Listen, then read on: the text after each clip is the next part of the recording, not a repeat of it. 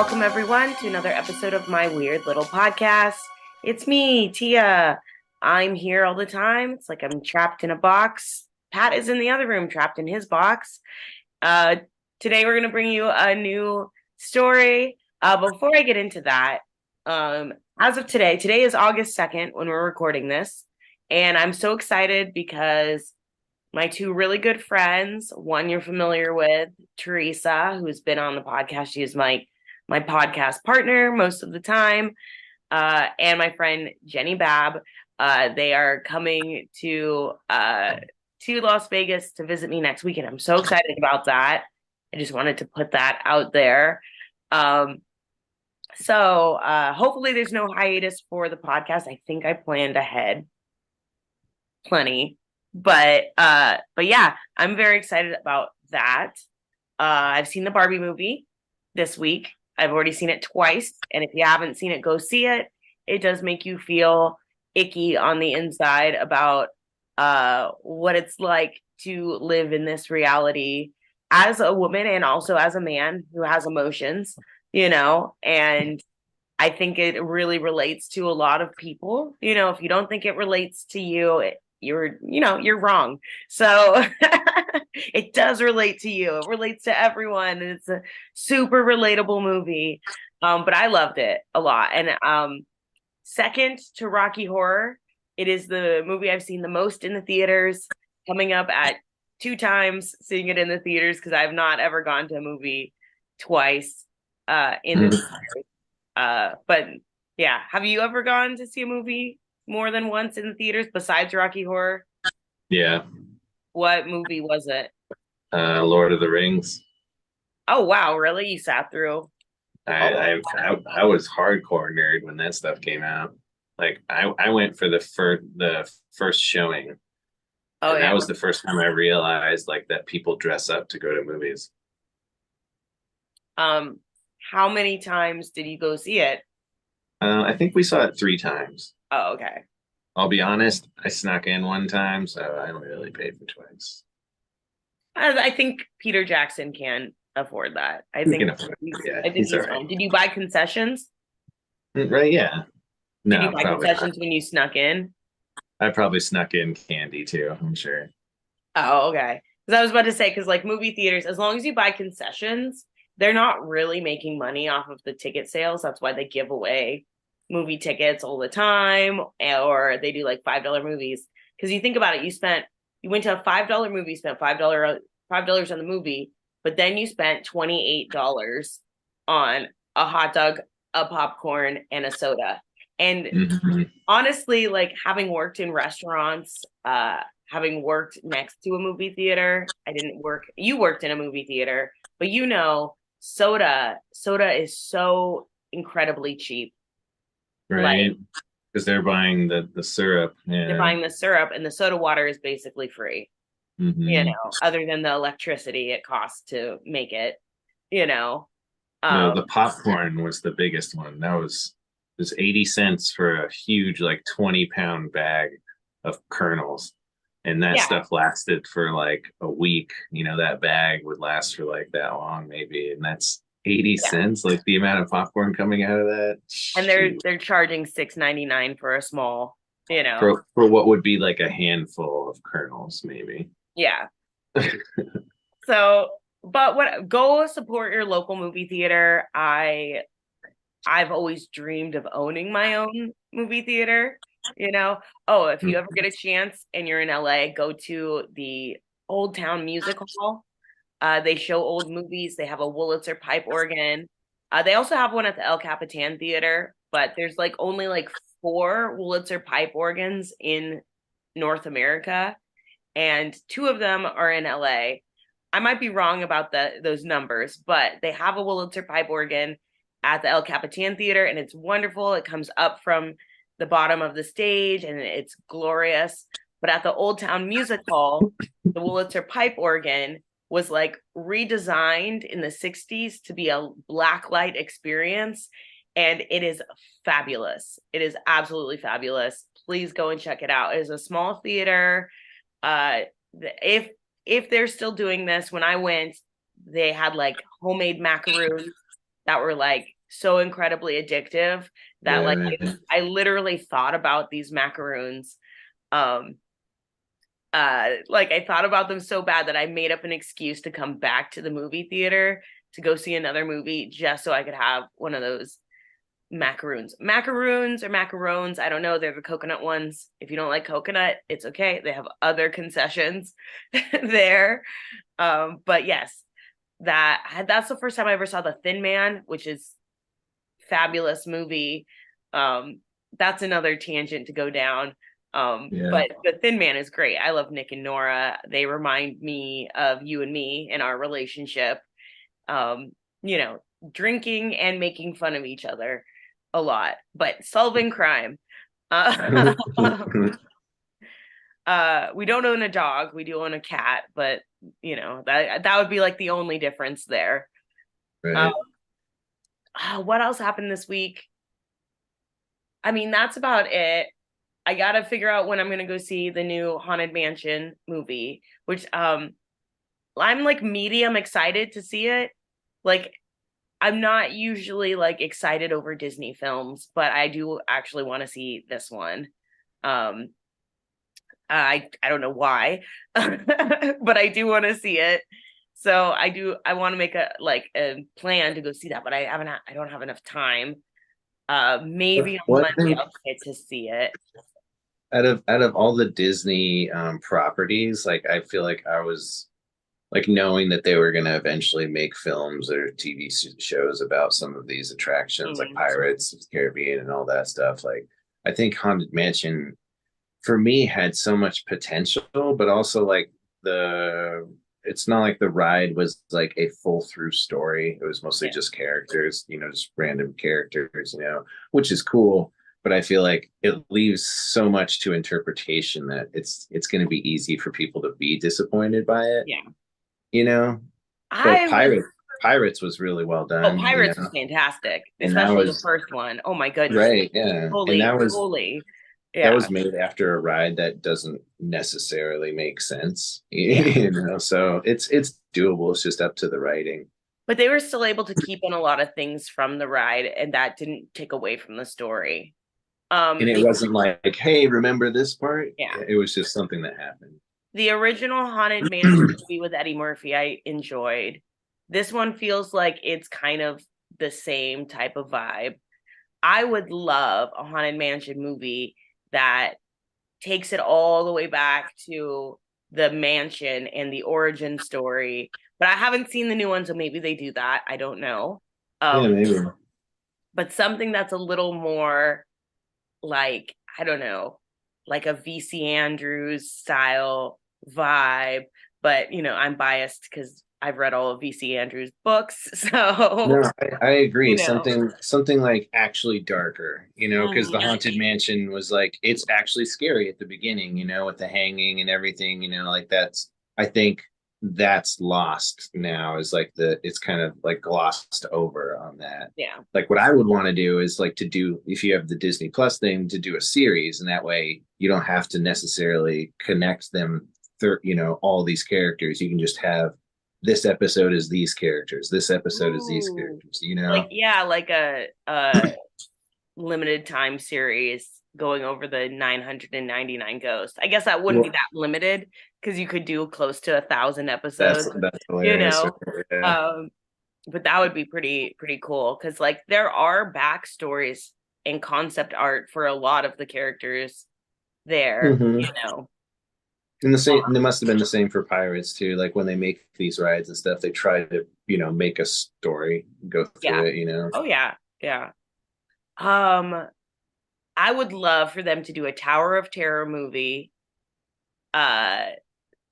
Better. Although I Mhm. do love the original with Kristen Dunst, baby Kristen Dunst. I do like it a lot. I would love for them to do one that is like Agatha Christie style, I don't know, just a little bit better. But, I I'm think it'd not, be cool to do like a Twilight Zone thing because that's like kind of what they were doing yeah, anyway, is to make it like that. Like yeah, I would do a Haunted Mansion series and then end it as the Haunted Mansion is abandoned and they, everyone has to like leave. and the new tenant, the last person to leave moves into the Tower of Terror Yeah. and brings whatever it was with them. Well, I guess you have to write it now, and Right? upload it Yeah, to I'm a editing fantasy. this out of the podcast. Oh, okay, good. So no one steals your idea. All right. Well, I'm gonna get into the story now. Cool. I do want to shout out to Mitchell Raldson, bestie of the podcast, at Mr. Spooky 13, because I totally ripped off this idea from him. Like there is only so many paranormal, cryptid, weird stories out there, and like if I cover something, someone else is gonna cover it, either already did or will after me. I do not own the rights to any of these stories whatsoever. Most of the stuff I get information from is like Wikipedia, Murderpedia, very public, very, very public. I don't know, forums, I guess. But I do want to shout out to Mitchell because I had never heard of this story. And then I saw one of his TikToks, which his TikTok is at Mr. Spooky 13. And if you're not following him on TikTok, follow him because he does TikTok right. And he's winning TikTok right now. But I heard this story from his TikTok and I was like, oh, that's interesting. And he covered it very lightly. On TikTok, you can only do really up to like 3 minutes. So I thought it was pretty fascinating. And I'm just gonna get into it. So today we're talking about the Green Children of Woolpit. And if you follow me on TikTok, you're gonna know what I'm wearing while recording this, or if you're watching this on YouTube, you can see me. But I wore a green outfit. I also have my green hair. If you haven't seen me on social media, I do have green hair currently, but it is fading and it's doing this weird gray thing right now. But I will be changing it soon because I want to coordinate it with my Halloween costume, which is a surprise. I'm not going to say what it is quite yet, but I'm going to change my hair color because I don't want to wear a wig for Halloween because it's like 100 and a million degrees out here in Vegas during Halloween. So I don't want to be miserable. And also, it's time for a change. But yes, I'm wearing like a vintagey green dress in honor of the Green Children of Woolpit. So I got most of my information from Wikipedia, Ancient Origins, and historic-uk.com, and as well as Mitchell Raldson at Mr. Spooky 13. So Woolpit, we'll get into it. Woolpit, which was also known as Woolpit, or Woolpit, it's WUUL dash pit, Woolpit. It is a village in the English country of Suffolk, midway between the towns of Bury St. Edmunds and Stowmarket. Now, wool, also wolf pit, comes from the 10th century as Wilpit, Wolfpita. It derives from the Old English wolf pit, meaning pit for trapping wolves. So that's what it is. It's not like wool as in sheep, lambs. It's a wolf trap. Now, in 2011, the Woolpit parish had a population of 1,995, which is not a lot of people. So keep in mind, this is a very small village. This is really, as far as I know, really kind of their biggest claim to notoriety is this legend that I'm about to get into. So in the Middle Ages, which is, I think, around this time, I need to be better at historical times and dates. My story takes place around the 1100s. But in the Middle Ages, it lay within the most agriculturally productive and densely populated area of rural England. The village belonged to the rich and powerful Abbey of Bury St. Edmunds. The story takes place in the 12th century, perhaps during the reign of King Stephen. not to be confused with the horror author Stephen King. They are two different people.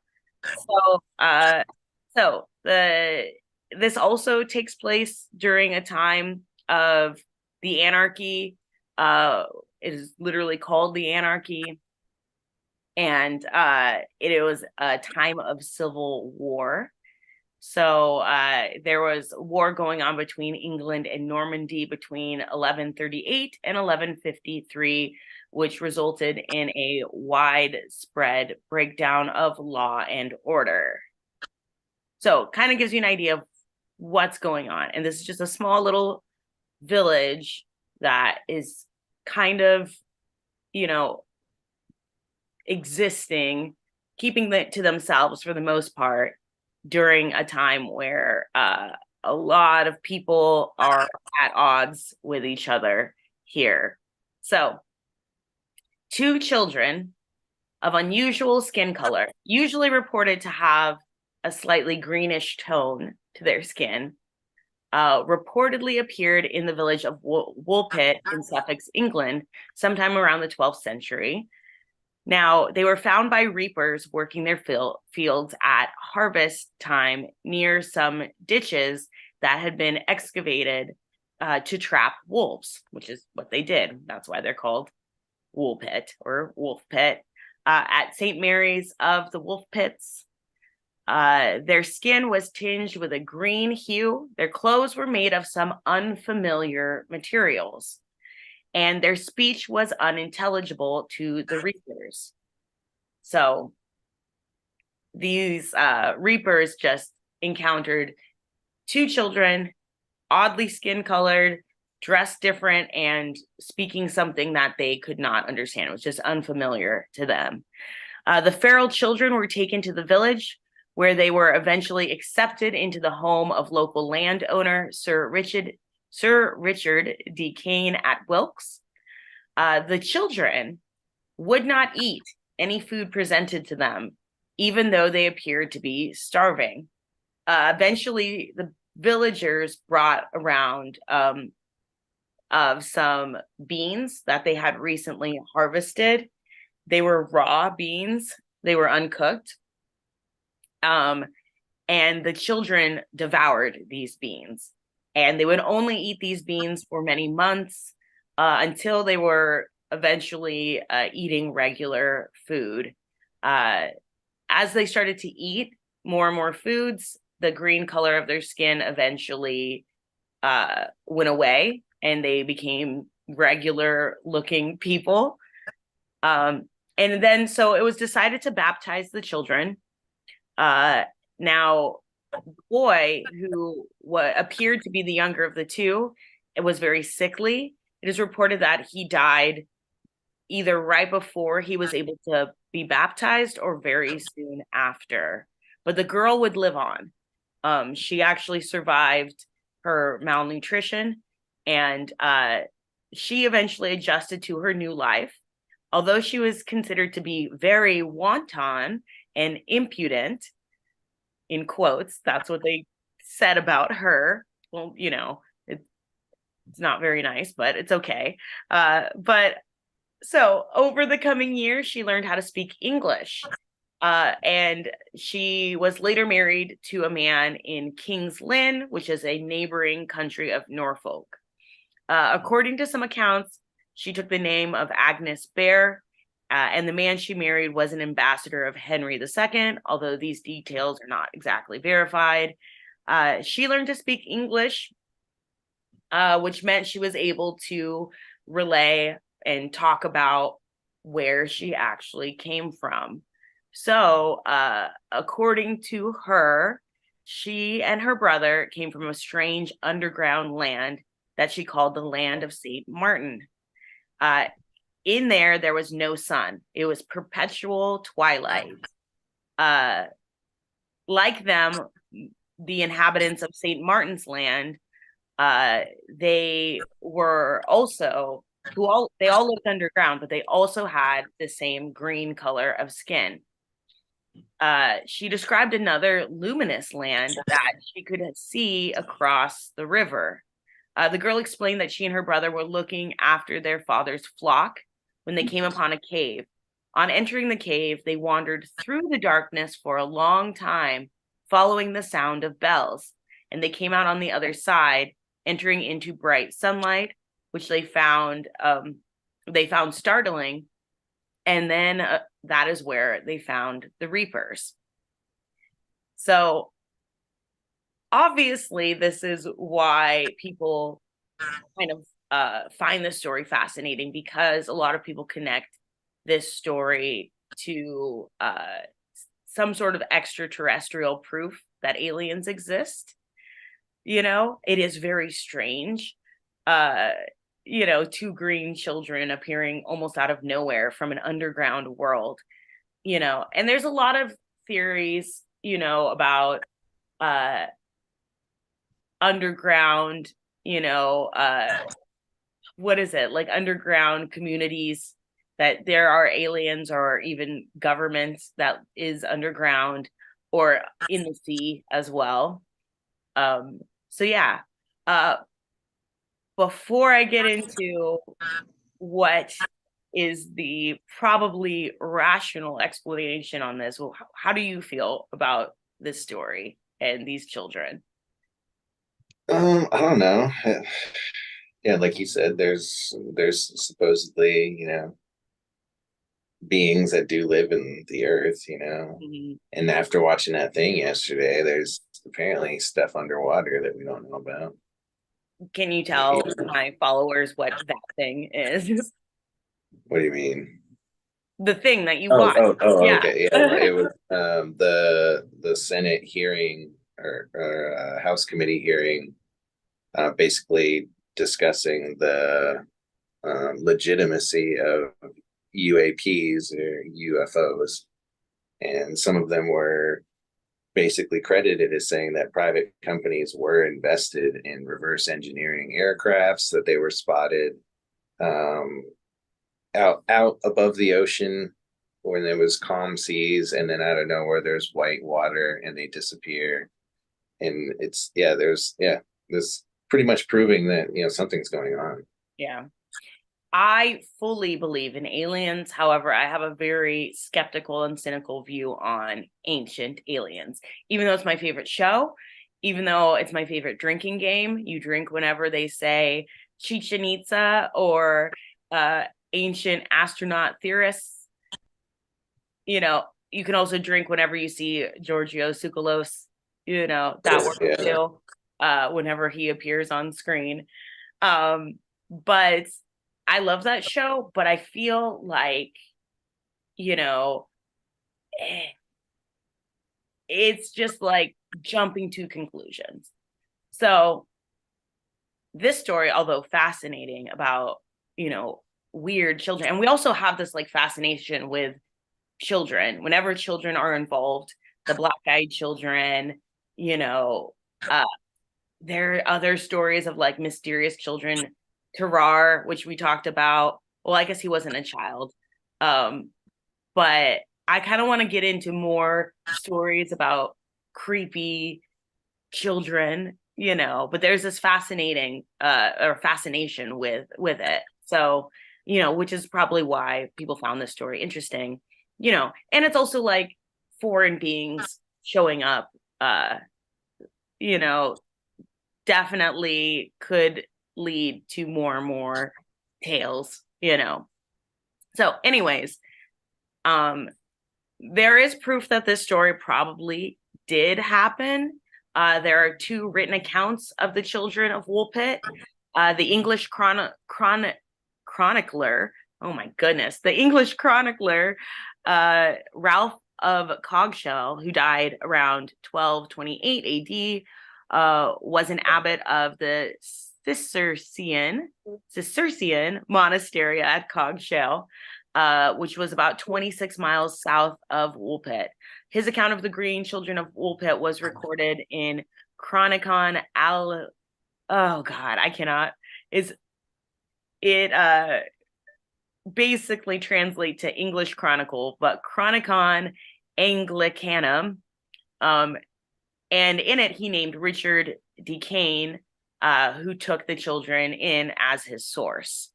So this is one, you know, what is it? The Kevin Bacon game. 1 degree to Kevin Bacon to the story, you know. So he got it from the man who took the children in. So I would say more or less reliable. Meanwhile, the English historian and canon at the Augustinian Newbury Priory, far north in Yorkshire, William of Newburgh, included the story of the Green Children in his main work, Historiam. Oh my God, Historia Rerum Allegoricarum, which is translated to History of English Affairs. Both writers stated that the events took place within the reign of King Stephen or Henry II, depending on which version of the story you read. So probably happened. Robert Burton, who suggested in his book, which was written much later in 1621, The Anatomy of Melancholy. So Robert Burton suggested in his story, which was written much, much later in 1621, the book Anatomy of Melancholy, that the Green Children of Woolpit fell from heaven, which is not what happened at all, leading to others to speculate that the children were extraterrestrials. Now, in 1996, an article published in the magazine Analog, astronomer Duncan Lunan hypothesized that these children were accidentally transported to Woolpit from their extraterrestrial home planet and may have been trapped in synchronous orbit around its sun. This was written in 1996, so, a little bit further down the line here. He presenting that the conditions for life only in a narrow twilight zone between a fiercely hot surface and a frozen dark side. He included claims again in his book in 2012, the book Children from the Sky.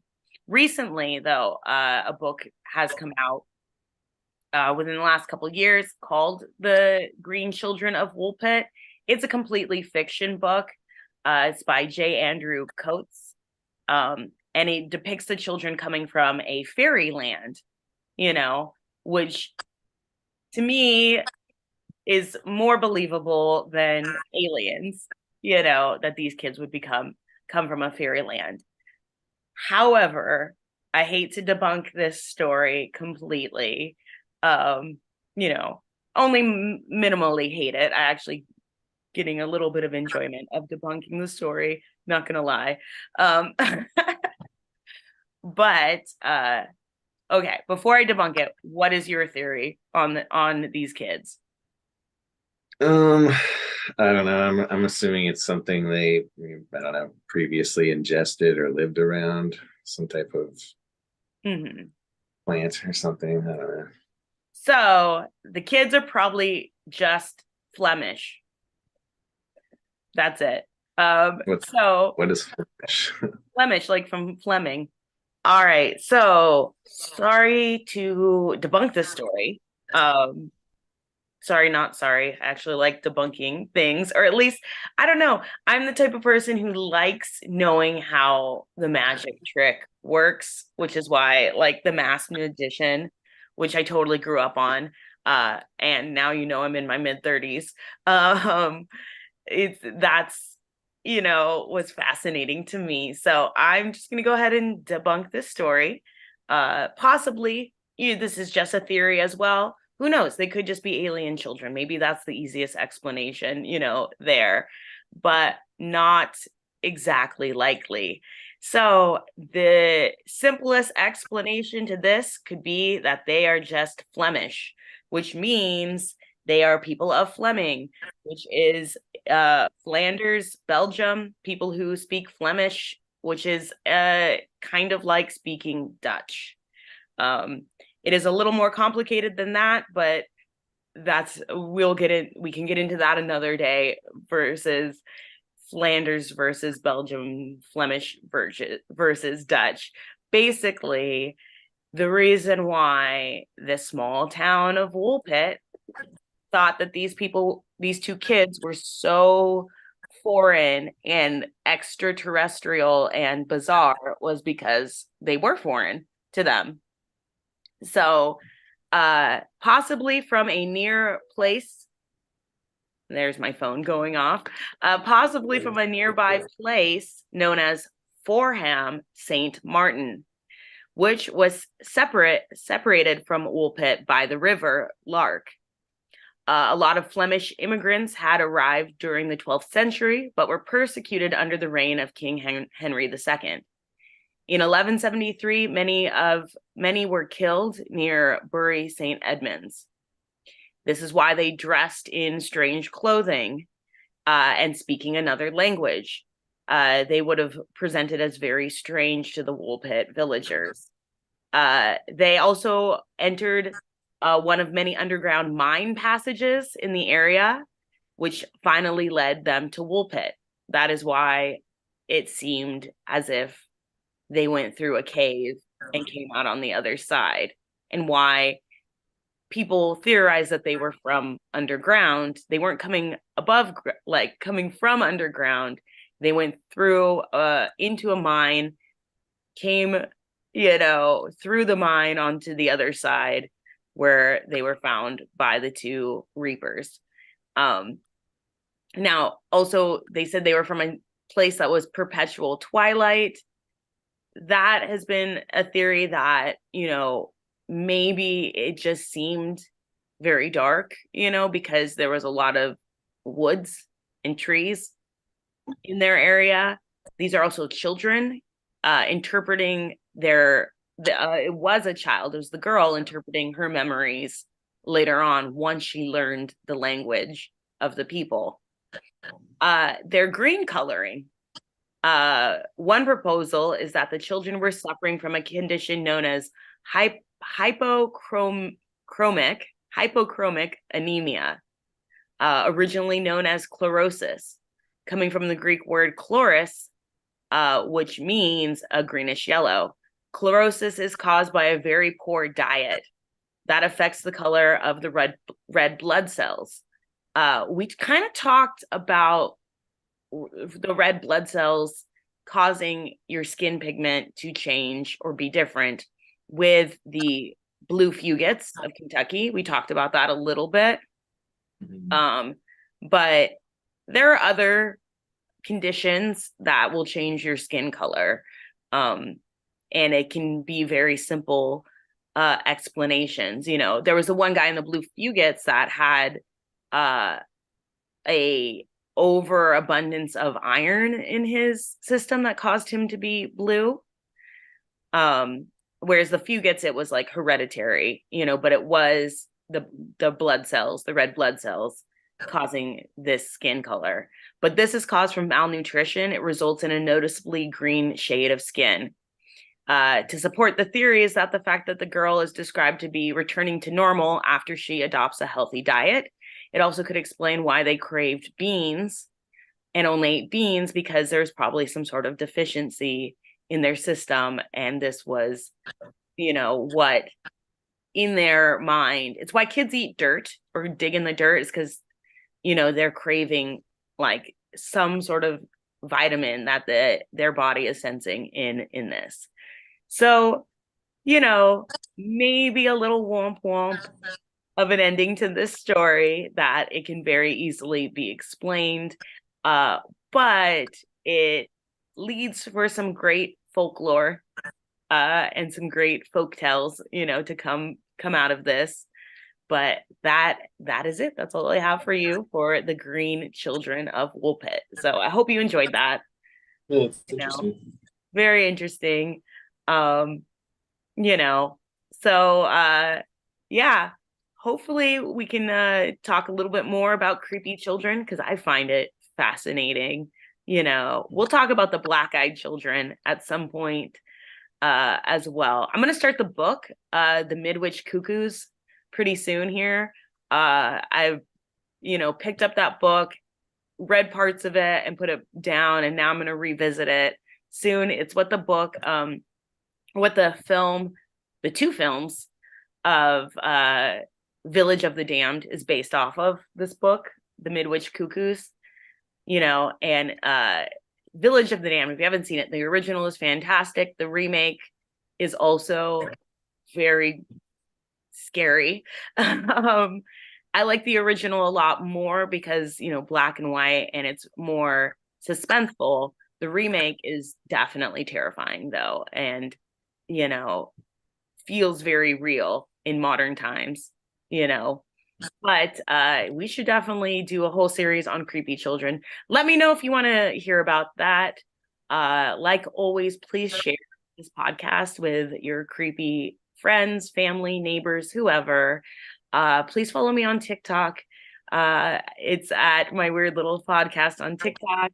Follow my Instagram at Tia's the Coolest, or My Weird Little Podcast. I don't really post on Instagram as much, but you can get a hold of me using me through Instagram.